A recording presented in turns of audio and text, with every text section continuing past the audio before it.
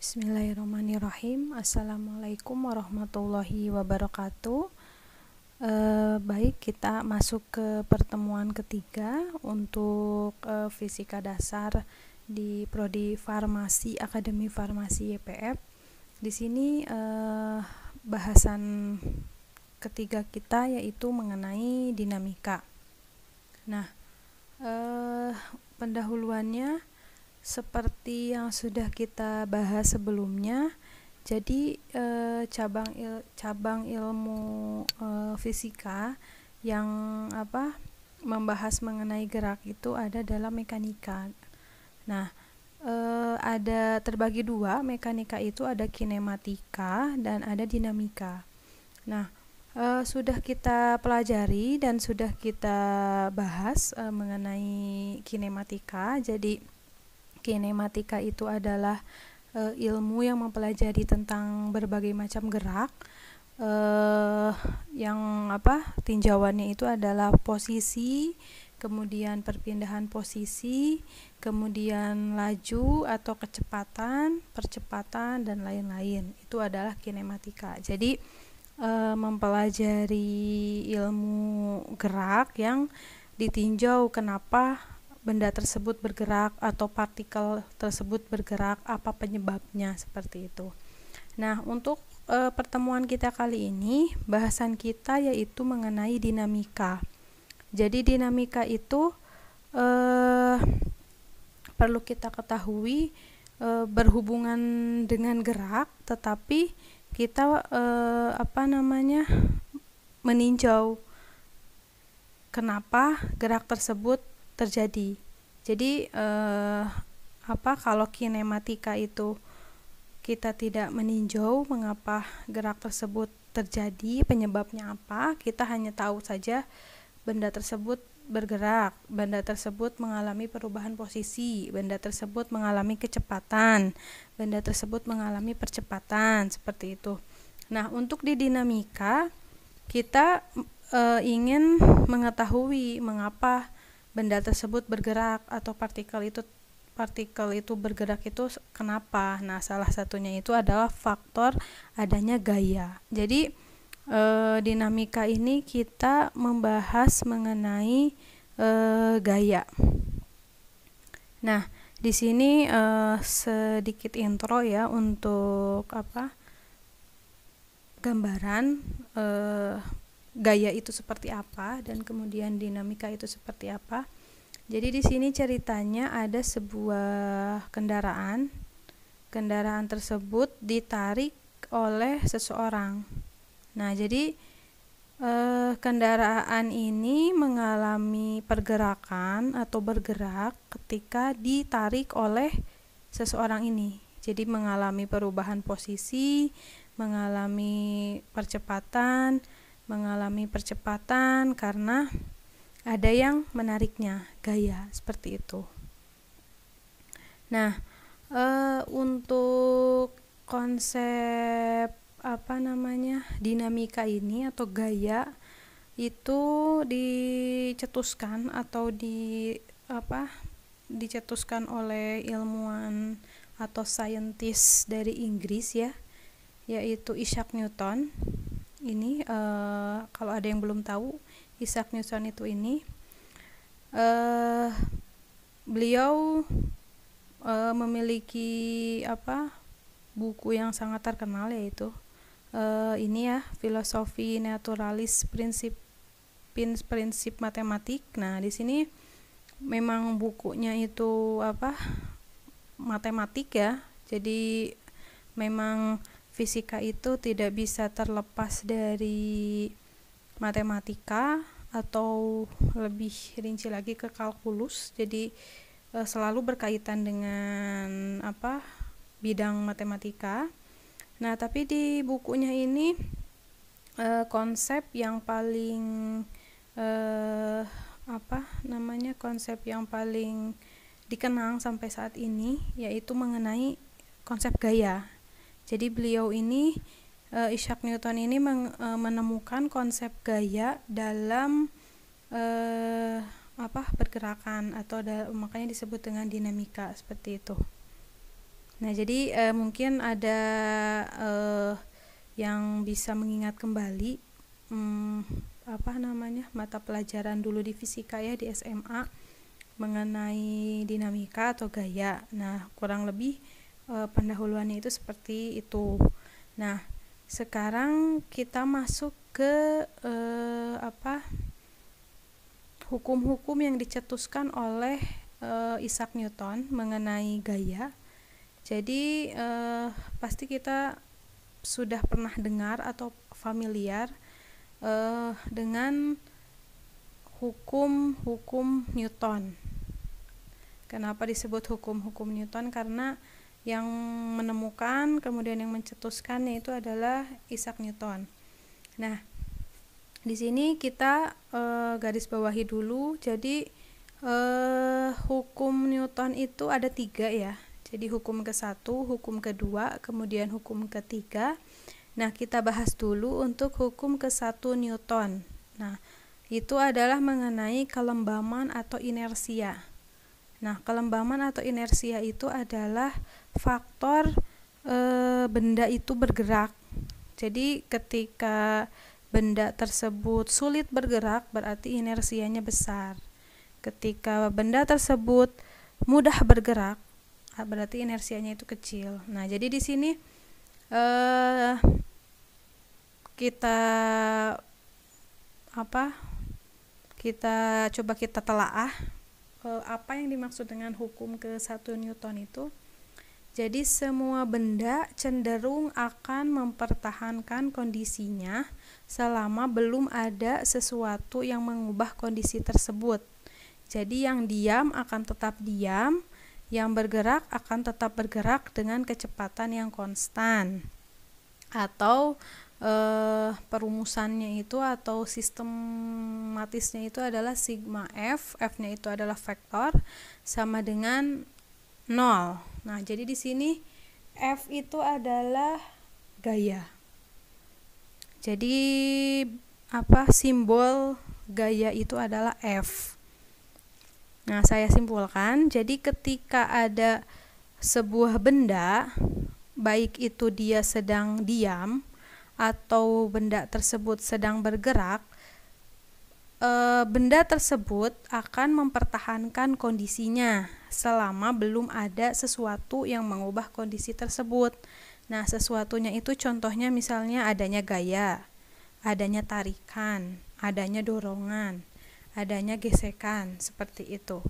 Jadi contohnya misalnya contoh untuk hukum ke-1 Newton ya.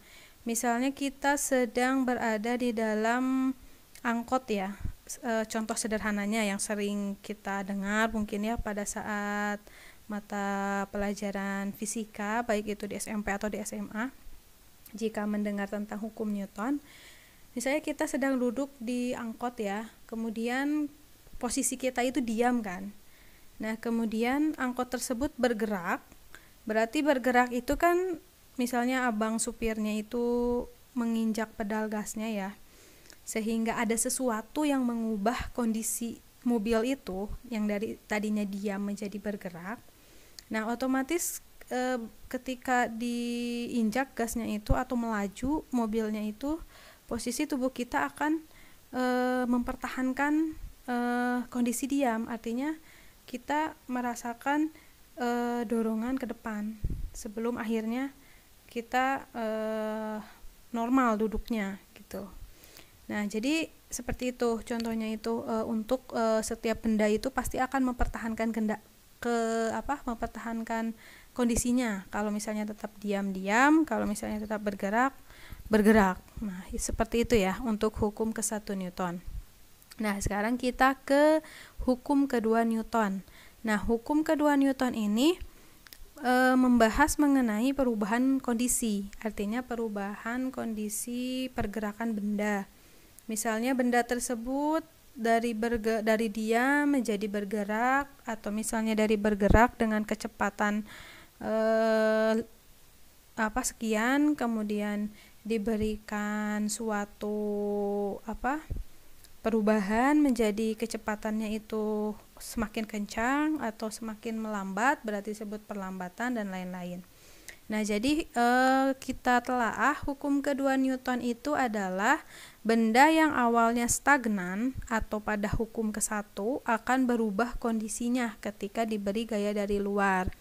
Jadi benda yang awalnya berada pada posisinya misalnya sedang diam atau sedang bergerak, benda tersebut akan berubah kondisinya ketika diberi gaya dari luar, yaitu sistematisnya itu adalah sigma F sama dengan M kali A. Jadi F-nya ini gaya, M-nya itu adalah massa benda, A-nya itu adalah percepatan. Jadi kita ingat vektor ya. Berarti gaya itu adalah vektor, percepatan adalah vektor, massa itu adalah skalar. Jadi sigma F adalah M kali A. Maksudnya di sini sigma itu adalah jumlah gaya yang terjadi pada suatu benda. Misalnya ada tarikan, dorongan, dan lain-lain. Nanti kita akan bahas di slide berikutnya. Nah, sekarang hukum ketiga Newton. Hukum ketiga Newton itu adalah mengenai timbal balik. Jadi jika benda 1 memberikan gaya kepada benda 2, maka benda 2 akan memberikan gaya dengan besar yang sama, namun berlawanan arah kepada benda 1. Jadi aksi reaksi. Ketika kita memberikan suatu aksi kepada orang lain mungkin, nah orang lain tersebut akan memberikan reaksi atas aksi yang kita berikan. Ya, jadi F aksi sama dengan minus F reaksi. Nah, contohnya misal untuk hukum ketiga Newton, misalnya saya mendorong meja. Berarti kan saya memberikan aksi kepada meja, yaitu untuk meja tersebut bergerak, berpindah posisi. Nah, berarti dapat ditelaah atau dapat disimpulkan bahwa meja tersebut memberikan reaksi kepada kita dengan arah yang berlawanan. Seperti itu. Jadi F aksi sama dengan minus F reaksi. Jadi kita sudah bisa bahas ya, sudah bisa memahami mudah-mudahan hukum ke-1 Newton, hukum kedua Newton, dan hukum ketiga Newton. Nah, jadi berdasarkan deskripsi yang diberikan oleh hukum Newton tersebut, dapat disimpulkan bahwa konsep dinamika itu selalu berkaitan dengan konsep besaran gaya. Jadi, kita bisa pahami bahwa dinamika itu adalah ilmu yang mempelajari tentang gerak, tapi kita tinjau atau kita telaah penyebabnya. Nah, penyebab benda tersebut bergerak itu adalah salah satunya yaitu gaya. Nah, kemudian dalam tinjauan yang lebih spesifik, gaya muncul dalam berbagai fenomena, sehingga muncul penamaan gaya-gaya tertentu sesuai konteks fenomenanya. Nah, maksudnya apa itu? Jadi gaya itu tipenya macam-macam ya. Tipenya macam-macam. Ada gaya kontak dan gaya non kontak. Nah, untuk gaya kontak berarti mungkin sudah bisa dipahami dari namanya. Gaya kontak. Jadi kita melakukan kontak langsung untuk terjadinya gaya. Misalnya Anda menekan HP, kemudian Anda menekan keyboard laptop atau komputer, berarti Anda memberikan kontak langsung ya, kontak langsung untuk terjadinya sesuatu misalnya. Nah, jadi contohnya gaya kontak langsung itu ada apply force, kemudian spring force, drag force, frictional force, normal force. Nah, jadi semuanya itu langsung bersentuhan ya. Nah, kemudian untuk non contact force misalnya ini ya, untuk non contact force artinya tidak berkaitan langsung. Misal ada gaya magnet ya. Untuk gaya magnet itu misalnya kita punya di sini magnet U, di mana magnet U-nya itu misalnya di sini magnet U, kemudian ada utara, ada selatan, di sini ada serbuk-serbuk besi. Nah, berarti secara tidak langsung kita akan memberikan gaya kepada serbuk-serbuk ini tanpa adanya hubungan langsung, sentuhan misalnya. Nah, kemudian ada electric force. Contohnya electric force itu misalnya dalam ikatan kimia, misalnya ada oksigen dengan oksigen. Nah, mereka terjadi berikatan tanpa langsung berhubungan. Itu contohnya dengan misalnya electric force tersebut. Nah, kemudian ada gravitasi force. Nah, jadi kalau gravitasi force itu ya gaya gravitasi. Jadi tidak bersentuhan langsung, tapi kita semua ini terkena dengan gaya gravitasi tersebut. Makanya kita bisa berdiri kan, kemudian benda bisa bisa berada pada tempatnya, misalnya bendanya itu tidak mengapung gitu, itu kan berarti terkena oleh gaya gravitasi. Nah, itu adalah contoh gaya-gaya yang terjadi. Masih banyak ya, ada gaya listrik magnet, kemudian ada gaya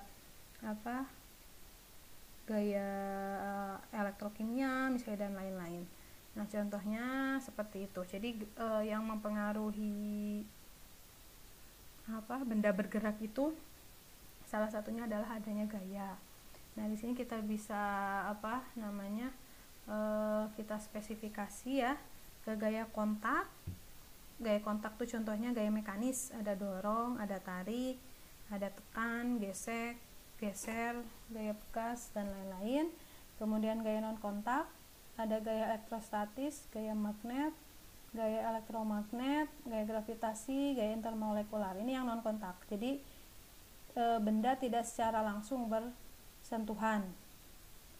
Kalau gaya kontak itu secara langsung bersentuhan. Misalnya kita mendorong meja, kemudian misalnya kita mendorong meja, misalnya ini ada meja, kemudian ada seseorang yang mendorongnya, ini kan berarti secara langsung bersentuhan. Nah, untuk gaya non kontak itu misalnya ada ikatan muatan positif negatif, ini kan secara langsung tidak bertemu ya, tidak bersentuhan, tetapi memiliki ikatan yang misalnya saling tarik menarik atau tolak menolak dan lain-lain seperti itu. Nah, ini juga gaya mekanis dalam proses reduksi ukuran partikel, salah satu contoh saja ya. Jadi ada compressive force, kemudian frictional force, kemudian ada impact force. Jadi ini gayanya berarti kan dari atas, ini berarti ke atas impact force gitu ya. Ada shearing force, ada collision force, dan lain-lain seperti itu. Nah, sekarang kita masuk ke diagram gaya bebas. Jadi di sini maksudnya diagram gaya bebas itu kita gambarkan gaya yang terjadi pada sebuah benda itu ada apa saja.